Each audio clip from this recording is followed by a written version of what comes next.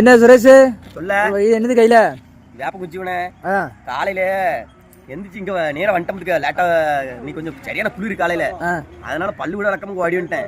அதனால இங்க வந்து என்ன ஒரு வேப்ப மரம் நின்றுச்சு. ஆமா பல்லு விளக்கலையே அப்படின்னு சொல்லிட்டு ஒரு வேப்ப குச்சி பல்லு விளக்கிட்டு இருக்கேன். ரொம்ப நாள் சின்ன பிள்ளைல பல்லு விளக்கணும் வேப்ப குச்சி. அப்புறம் இப்ப தான் விளக்குறேன். அதுக்கப்புறம் பல்லு விளக்க மாட்டேன். பல்லு விளக்குவேன். காலையில எந்திரிச்சு வந்து காலையில எந்திரிச்சு முதல் வேலை பல்லு தான் விளக்குவேன். கொஞ்சம் வேலைக்கு லேட் ஆயிட்டு அறக்க பறக்க வந்தனா அதனால காலையில பல்லு விளக்காம வந்துட்டேன். அதான் வச்சு பல்லு விளக்கிட்டு இருக்கேன். சரி சரி குத்துது அங்கேயும். அடா ஆமா காட்டு நல்லா காட்டு நெறி நானும் அங்கேயும் சவுச்சு வச்சிருக்கேன். ஆனா குத்துது இல்லை. ஆமா சரி சரி வாயில கொஞ்சம் விட்டுருக்கேன் தொடச்சிக்கோ. பல்லு எங்கெல்லாமே விளக்கணமே இருக்கு. கடும்புல அவனே. ஆமா கண்டிப்பா சரியான கசப்பு ஒண்ணு இருக்கு. எது இந்த வேப்பங்குச்சி தான். அப்புறம் வேப்பங்குச்சினா கசக்காத அப்புறம் எப்படி?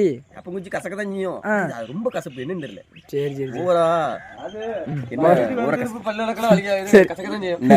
நான் கம்பறவன காமி பல்லே விளக்கம் தான். என்னண்ணே காலையில சாப்பிட்டு தானே வருவானா முத பல்லே விளக்கம் தான். பல்லே விளக்க கிடையாது. வாழ்க்கையில பல்லு விளக்கலாம்னு எனக்கு ஒரு சந்தேகமாவே இருக்கு. அடடா நானே விளக்க சொல்லுவேன் பல்லு விளக்கணும்னு இவனே பல்லு ஸ்ட்ராங் ஆகாது. பல்லு விளக்காம இருந்தா பல்லு ஸ்ட்ராங் ஆகும்.